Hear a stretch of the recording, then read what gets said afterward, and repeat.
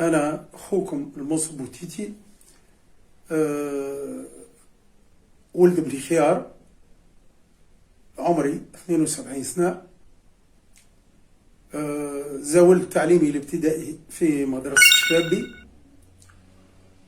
ثم تعليمي الثانوي في المعهد الثانوي بنابل، ثم وصلت دراستي الجامعية وعملت طيلة 38 سنة أستاذ تاريخ والجغرافيا. في خصوص علاقتي بالبعث الرياضي ببني خيار، في ذات سنة تقريبا 1963 وأنا ما زلت صغير، يعني في طلعة شبابي معناها صغير. جاء سي بن عايشة كما عندي تو، وسي حاسب هويسة الله يذكره بالخير، جاءوا الوالدي الهادي بوتيتي وقالوا له: يا سي الهادي، احنا نحبوا المنصف يجي ونحتضنوه باش يكون عنصر من عناصر ولا لاعب من الملاعبيت بعث بني خيار بحول الله، لأن الجمعية في الوقت هذاك كانت في تنجم تقول في بدايات تكوينها، لأن الجمعية اعتمدت أساسا على أبناء ما يقال أبناء أطفال بورقيبة سابقا، وجابهم الله يرحمه المنعم سي عبد القادر الدردوري في وقتها، وكون بهم جمعية. وكان تقريبا اللاعب اللي كان ضمنهم والوحيد خياري الوقت هذاك كان سي المنصف الغيربي، وبعد جاء معاهم ثم ناس اخرين مازالوا موجودين، سي جديدي سليمان، سي عزيز السلامة، سي طيب بوتيتي ربي يطول في انفاسهم، سي حمادي مغيربي بن عثمان مغيربي. هذوما اللي نتذكرهم وانا صغير بالكل، وكانوا يلعبوا في بعث بني خيار مع اطفال بورقيبه كيما رجب، والله لقبه نسيته، وسي الشادلي بن سعد، محمد اليحياوي واللي قعد علاقته وطيده بسي المنصف مغيربي ومشى في المانيا وعايش غادي جو كروا ليومنا هذا في المانيا. فهمت؟ احنا على خطى الناس هذيك بدينا نتدربوا ونلعبوا. وسي حاسب هويسة وسي محمد العياشي او سي بن عايشة اللي نعرفوها احنا، قالوا للوالد الله يرحمه، قالوا له تهنى عليه، فهمتش؟ اذا كان نهار اللي يبدا عنده امتحان راهو ما يضيعش على قرايته، ما تخافش عليه.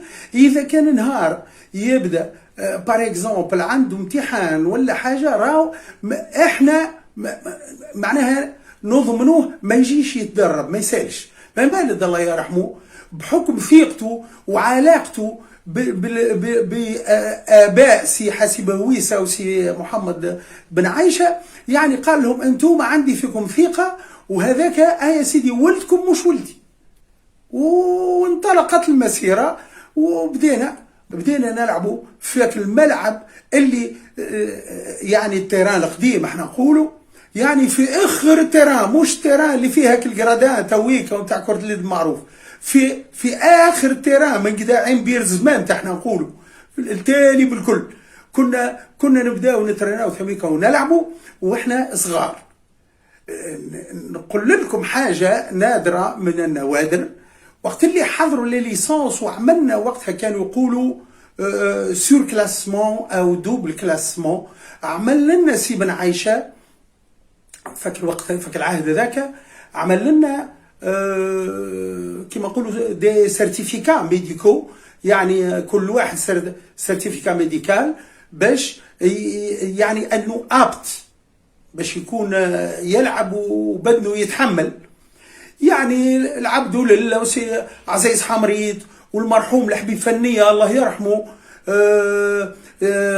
سي حمادي سوسي، احنا نقولوا حمادي سوسي ولد هنونه، وحمادي سوسي ولد عمر، هما اولاد عم، لكن احنا باش نفرقوهم فهمنا. كنا وحسن فنيه الله يذكره بالخير، وقتها عنا نتفكر اول ما بدينا نلعبوا كنا عنا ماتش كوب ضد منزل تميم في منزل تميم، وكان الملعب نتاعهم وراه تيران الفوت كيما احنا، فهمت؟ وراه تيران الفوت عاملين تيران هونت، فهمتنا؟ ترباتو بالتراب وكل شيء كيما تعرفوا. ومشينا وقتها الحاج ميدا يقولوا له ويعرفوه الناس الكل، فهمت؟ الحاج ميدا هذا كان في منزل تميم مسؤول، ما نعرف لا رئيس لا مسؤول على كرتي، والله انا صغير ما نعرفوش. عاد مشينا وكنا مشينا في وسيله النقل اللي مشينا فيها كانوا يقولوا كراهب صغار اسمها موريس، يقولوا موريس كي نص كار صغيره، نمشي واحنا فيها ومشينا لمنزل تميم. هبطنا احنا نسخنوا، والحاج ميدا بحكم علاقته بسي بن عايشه قالوا يا سي بن عايشه راهو مش نلعبوا مقابله كاس ماتش كوب، راهو مش نلعبوا سينيور. قالوا ليه هذوك هما اللي انا مش نعملهم سينيور، هذوك اللي مش يوليو اللي مش يلعبوا سينيور السنه. قالوا الكلام ما تقولوا ما صدقش سي بن عايشه، فهمتش؟ قالوا والله، قالوا في صغار، قالوا هذوك السينيور نتاعي، قالوا عملنا لهم الشهاده الطبيه وسور كلاسمون، وهذوك طول عدانا ملعبنا جونيور، احنا رانا طول من الكادي نقزنا لعبنا سينيور، بدينا وقتها في القسم الثالث في الديفيزيون 3 ما زلنا يقولوا يا اخي يا سيدي. وكانت المفاجاه سي الحاج ميتا والمنزل تميم الكل هذيك ما تنحاش من مخي، ان ربحنا منزل تميم في ماتش كوب 8-7، وروحنا كيف روحنا هبطنا باك الموريس بالمراول صفر وحمر وخطين هكايا يعني عموديا فيرتيكالمون، يعني صفر وكحل. ودخلنا من التيران من قداء الباب الكبير فين دار المرحوم سي عثمان شتاوي الله يرحمه، دخلنا من ثميك تيت والتصوير، وتعرف احنا شبان مازلنا صغار. وهبطنا وقتها جمعيه الفوت عندها ماتش ما نذكرش مع شكون، اما ثم فوت واحنا دخلنا زعبوا وهبطنا، قدرت والله معناها جايبين الصيد من وذو. ربحنا منزل اول ماتش نلعبوه كوب ضد منزل تميم في السنوات الستينات، ما نذكرش بالضبط، اما بدينا كل وقت هذاك الفال استفتحنا به ماتش كوب في منزل تميم واحنا كادي وباسم سينيور لعبنا. ثم حاجه ماذا بيا نعمل عليها ان بتيت ابيرسو، هي اجواء المقابلات في بليفيا. الترجي كانت كيف تجي يقولوا في تونس ايش يسميوا، يقولوا فين ماشيين الجمعه دي، ماشي للحفره، يقولوا مسمينا الحفره لانه مع الماء، وكانوا يهابونا بالكدا يهابونا معناها وقتها كان فيها مصب بسباس الله يرحمه، كان فيها محمد الاسود، كان فيها محمد الرباعي، كان فيها فوزي الصبابتي، كان فيها خالد عاشور،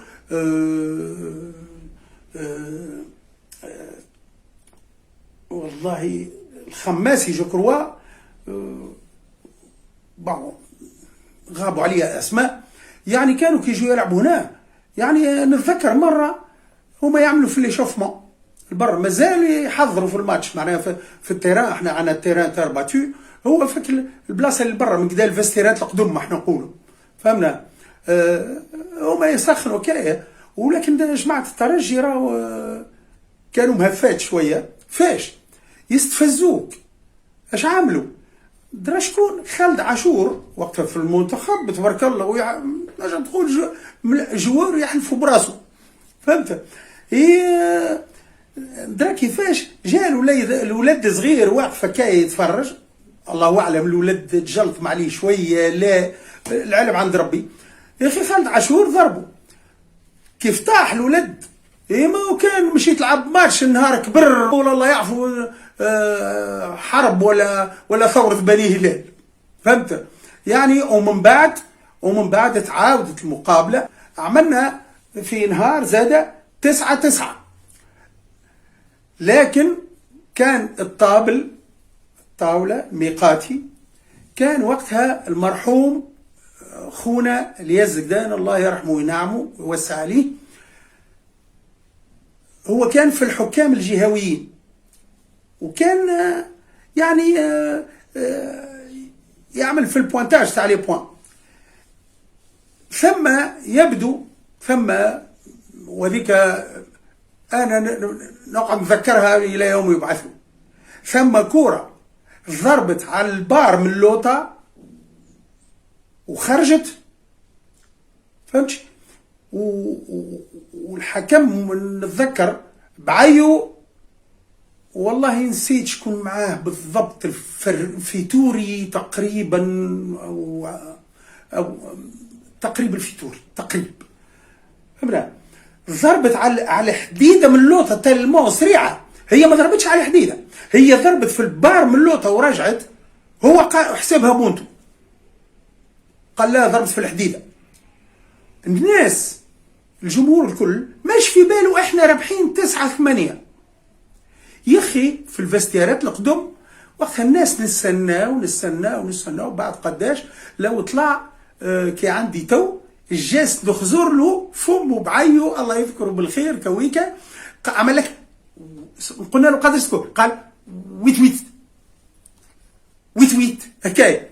ايه زاد كيف يقولوها، كانت مقابله وكانت يا سيدي في المقابلات السخونه هذه بصراحه الناس كانت الجماهير اكل جرادان تاع التيران القديم وداير لونسانت نتاع الجرياج اللي بالتيران معنا، كان ارمي لبره ما تطيح في وطع.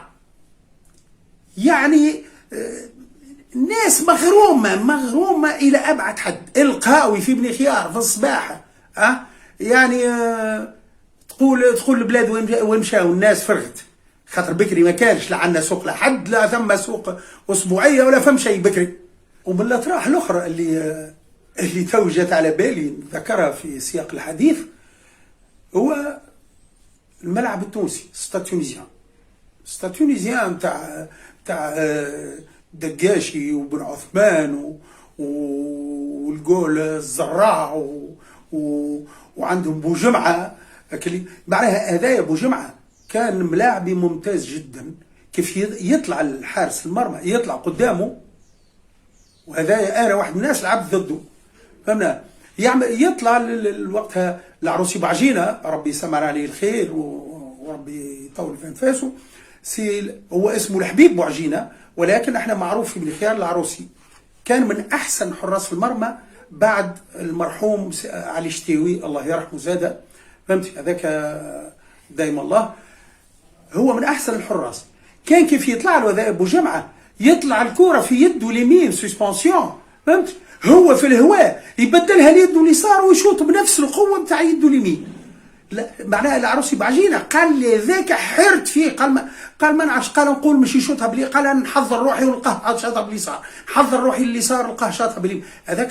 هذاك فريمون ملاعب فلته من اللاعبين اللي ريناه. اما مقابلاتنا مع الملعب التونسي يعني كان غادي نجم تقول بشق نفس، كان هنا في بن خيار هذيك حدث ولا حرج، يعني ما يكمل الماتش الا يعني تعرفوا جمهور بن خيار، قلت لك الوزير نتاعو كان والمتنفس نتاعو كان نهار الاحد.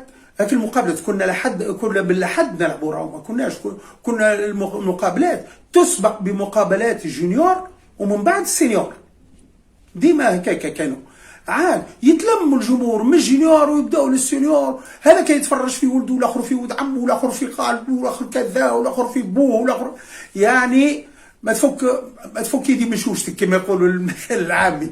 يعني ما يكمل الماتش كان البوليسيه يطير والناس هاربه او السطحات او في الديار وفي الزناقي والدنيا تاكل بعضها. يعني هذه من المقابلات الصعيبه.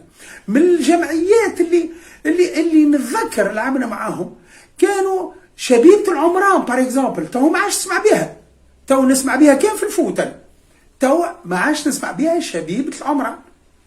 مثلا نادي البريد التونسي ما عادش نسمع بها. نتذكر في مقابله يعني هذيك قعدت في ذهني برشا، علاش؟ لان وقتها مقرين ماشيين يلعبوا والناس حايره وكذا، واحنا وقتها خاسرين 9-6 9-6، والماتش قريب من الشوفه. وما نعرفش الماتش هذاك علاش قعدت في ذهني، لاني انا نلعب في الجناح الايمن، ومن الصدف اني تجي الكره عندي انا مره اولى وثانيه وثالثه 9-7 9-8 9-9، نعدل النتيجه هذيك قعد في ذهني ما يتنحاش. بعض المواقف الطريفه، وانا وقتها ما درجت في سلم المسؤوليه، من بعد وليت كاتب عام تاع الجمعيه، بعد سي حمد العياشي الله يذكره بالخير كان هو كاتب عام وانا مساعده ومسؤول على اصاغر، وليت بعد انا كاتب عام. من المواقف الطريفه بسرعه، يعني لعبنا مع اتحاد النقل الصفاقسي في صفاقس. سبحان الله ادخلش يا ربي الهمني، وانا وقتها ساقي عندي عطب في ساقي ما نجمش نقف على التيران، قاعد في القرادة. انا قاعد في القرادة وبحذايا المرحوم رؤوف عزوز الله يرحمه كان مسؤول معنا في الجمعيه. يا اخي نخزر نسمع في جماعه قاعدين من الاتحاد النقل الصفاقسي يعملوا هكا، يقول له لو كان يفيقوا بي لو كان يفيقوا بي.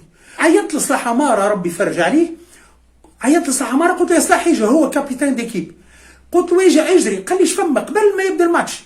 قلت له يجي، قلت له اعمل ريزيرف سور لا كاليفيكاسيون اي لا بارتيسيباسيون دو تو لي جوار دو لو اس تي اس. قال لي كيف؟ قلت له اعمل واسكت. هو عمل الريزيرف هكاكا، وهما علاش خاطر اتحاد النقل الصفاقسي واخذين ملاعبي من من الملعب القابسي في الهوند مسروق في، ومازال ما عندوش حق يلعب، مش كاليفي غوشي مش يلعب ضدنا. ايه لعبنا خسرنا الماتش وقتك. الريزيرف هذاك مرتين ولا ثلاثه يعاودونا الماتش، في الاخر ربحناهم في صفاقس وجينا. هذه الطرفه من الطرف نتاع ريزيرف اتحاد نقل ضد اتحاد نقل الصفاقسي.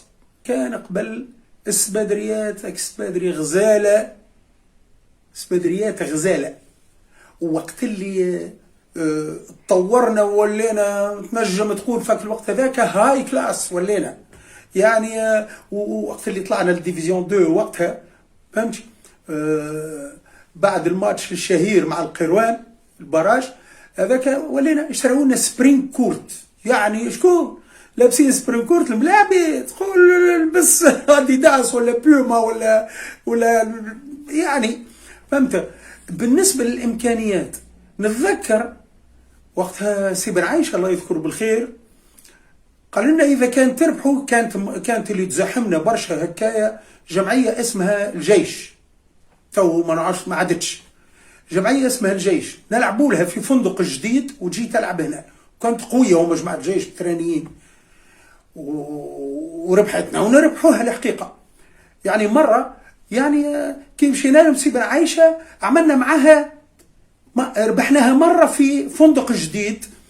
يا اخي سي بن عايشه وعدنا قال نعطيكم جائزه. اشنو هي الجائزه؟ كيف ربحنا وقتها سي الحبيب بوعوينه الله يذكره بالخير هو المدرب نتاعنا اللي من نابل اللي ربحناهم النهار هذاك. سي بن عايشه كي روحنا تعرف شنو هي الجائزه والبريم؟ يعني سيت انكرويابل، حاجه هبطت من السماء. قداش؟ اعطانا كل واحد 250 فرنك نمشيو بها نتفرجوا في الفيلم في صالة بوك الخراز سابقا في طريق السينمات وهيك كانت قبل ترجموا في فيلم.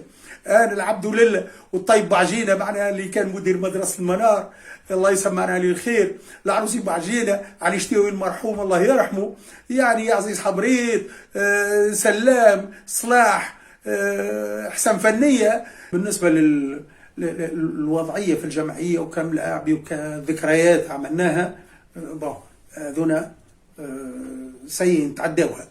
اما نتعداو للفتره نتاع نجم تقول اواسط السبعينات. اواسط السبعينات وقتها انا ما زلت في الجمعيه زعما كام لاعبي، ولكني في الوقت ذاك انتدبت كاستاذ تاريخ وجغرافيا في المعهد الثانوي بسبيتله حتى لسنة 76. ما عادش نجم نواكب التمارين وكل شيء وانقطعت. الجمعية في الأثناء عملت مقابلة براج ضد سيغاز وتحت إمرة المدرب موسى بن عمر، طلعنا وقتها للناسيونال. فك العام هذاك يعني تعدات في 76 77 تنجم تقول. انا انتقلت الى المعهد الثانوي بنابل، جيت من نابل. دخلت، قعدت مغروم بالرياضه، حبيت نواصل. وقتها آل عبد الله وسعزاز حمريت ومجموعه من قدماء بن خيار مشينا واسسنا مع ثله من الناس الثقات والرب سمر عليهم الخير في المعموره، وكونا الشبيبه الرياضيه بالمعموره 76 77. في الاثناء سي بن عايشه وقتها قال لي: يا منصف انت كمربي كل شيء، يعني ماذا بيك تو الاولاد، وكثير اشتر الاولاد اللي يقراوا هنا، ما كانش ثم معهد ثانوي في بن خيار في الوقت هذاك، جاء في الثمانينات معهد يعني يقراوا في الليسي تكنيك دو نابل. في الوقت هذاك قال فيهم برشا اللي من تلاميذي اولادي تو مازالوا ثم اللي ينشط، ثم اللي باي شكل من الانشطه. يعني في الوقت هذاك قال لي: انت كمربي تجيش معانا مسؤول، تبدا تتلهانا باللي جون ايكول مينيم كادي، فهمت؟ يعني وليت في الاثناء انا هذيك مشيت عملت تقريبا شطر سيزون في الشبيبه الرياضيه بالمعموره، ركزناها هي وثله قلنا برئاسه احمد غرصله الله يسمع عليه الخير. و كيف تضربت انا، صار لي حادث ضد جمعيه سليمان في بن خيار، ما كانش عندها تيران معمور، صار لي انا ضربه، قعدت 3 شهور. سي بن عايشه قال لي: كاكا دخلت انا لمباشره مهامي في الكاديم معاه هو كرئيس، فهمتني؟ وبدات مش تبدا المسيره، بديتها من تدريجيا من المدارس ليكول الى المينيم، نسيت بالعربي شنو مينيم، وكادي الاصغر، فهمت؟ والاوسط اللي نذكروا معايا في المسؤول لك الاصغر، ثم الله يرحمه وينعمه سي الحبيب اليزيدي، كان هو المسؤول على الاثاث الكل، وديما ملازمنا ويرافقني في التنقلات سواء كان المنزل الحر، المنزل التميم، للمعموره من بعد، معناها خاطر المعموره مش من الاول بكل بدايه راي، فهمتش؟ من بعد ولات المعموره كيف دخلت بعد 76 77 بدات تتكون في الاصناف الاخرى، فهمت؟ فك الفتره هذيك كنا يعني الجمعيه، تعرفوا الدنيا ما كانتش كيما تويكا، الدنيا كانت معناها ثم رخيصه، ولكن المداخيل كانت زاد محدوده. ما نبداو في المسؤولين في كل بدايه موسم باش نعملوا الاكل نتاع الليسونسات والانخراط، لافيلياسيون وريافيلياسيون في الجامعه التونسيه كرة اليد، الا ما نوفروا معلوم معين تقدروا الجامعه. احنا نبداو في الوقت هذاك، اول ما نبداو قبل ما تبدا هذيك نعملوا بعد الانتخابات بدايه الانخراطات تبدا من جيوبنا احنا. فك الوقت هذاك رغم البساطه نتاع الانخراط، ما كانش انخراطات ثم. فك الوقت هذاك يعني كي واحد يدفع 20 والاخر يدفع 50، تقول دفعته 500,000 ولا مليون. ونبداو في القهوه، خاطر كل بخيار تاع بخيار صغيره كلنا نعرفوا بعضنا الكل، فهمت؟ يبدا يلعب حتى في الكارته كذا، يعني الناس يعطيهم الصحه، معناها الله يرحم اللي توفى والله يمتع بالصحه للموجودين، يعني كل واحد اللي يجبد يعطي دينار والاخر كذا. انا نتذكر طرفه في الانخراطات واحنا ناخذوا فيهم، يعني مشيت لواحد قلت له يا سي فلان بالله انخراط، قال لي شنو هذه؟ قلت له انخراط للجمعيه فيه 2000 فرنك. قلت له يتلفت لي وسامحوني في الكلمه، تلفت لي قال لي: يا سي المنصف، عاد قال لي: لو كان ما لقيتكش انت يا سي المنصف راني شحطك بكف. قلت له: سامحني، انا الكف وصلني من عندك ويرحم والديك وشكرا، وحجب لي سقايا اذا ما فزت نخف عليك نهار ما دامني حي. هذه طرفه ما ننساهاش طول عمري. وحياك الحي السيد هذاك ولا كاتب عام مساعد في بعث بن خيار في يوم من الايام، فهمنا؟ وكان لاعب قديم زاد لعب فيها بعد بن خيار. تواصلت مسؤوليتي حتى العام 87، منها انتخبت في الرابطة الجهوية لكرة اليد من 87 حتى 2005 وقت كأس العالم، وكنت رئيس اللجنة الرياضية ولجنة التحكيم في الرابطة الجهوية، نهتم بتسيير مقابلات المدارس ليكول والمينيم والكادي، وفي وقت لاحق الجونيور. به هذه حتفهم. أما لكن توصياتي ربما قلت شيئا وغابت عني أشياء. أما باش نحب هذه كلمة تحرق فيا ماذا بيا نقولها. بلغ المسامع أن سمعت كثير من الجحود في حقها الجمعية هذه.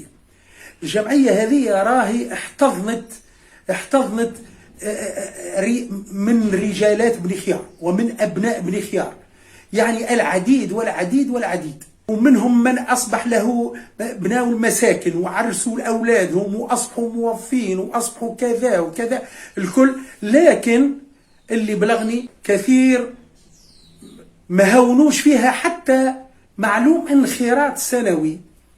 راهو يا ناس بجاه ربي احنا تو في كما يقولوها في عقاب العمر، وما زلنا نخموا في جمعيتنا.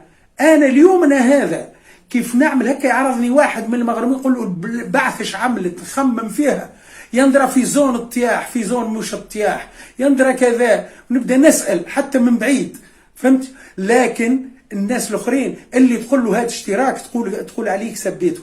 والله هذا انا نراه جحود، وسامحوني في الكلمه ممكن كبيره شويه جحود، اما انا وانتم والناس الكل بربي ساهموا في تقويه الجمعيه. راهو الانسان ما يتفقرش كي تعطي حتى 20 دينار في العام ولا حتى 50 دينار في العام، ونشدوا جمعيتنا هي وجه بلادنا، وهي اللي توحد الخيريه. راه